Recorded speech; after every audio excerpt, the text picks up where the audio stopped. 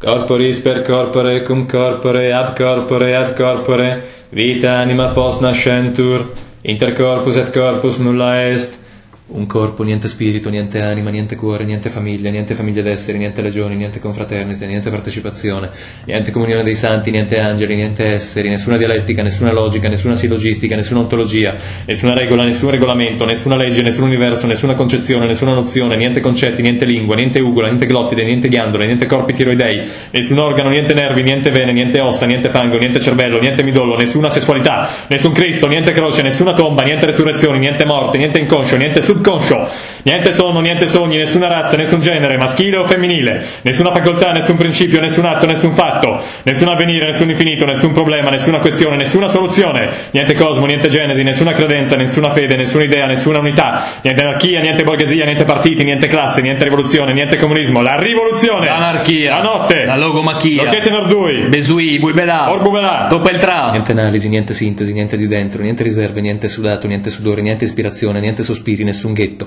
nessuna irradiazione, nessuna fisiologia, nessuna classe, nessuna lotta di classe, la rivoluzione, io rinnego il battesimo, la patria, la scienza, il verbo, la letteratura, i rituali, la liturgia, l'esperienza, la pedagogia, l'insegnamento, la legge, le leggi, la prova, la salvezza, non credo al valore della salvezza, non rinnego la poesia, la musica, la pittura, il teatro, la danza, il canto, la muratura, la falegnameria, l'arte del fabbro, il lavoro, lo sforzo, il dolore, i fatti, le prove. Non voglio più vedere i corpi degli uomini mutilarsi nelle guerre e nei massacri, non voglio più vedere i corpi di esseri umani imprigionati nei feretri.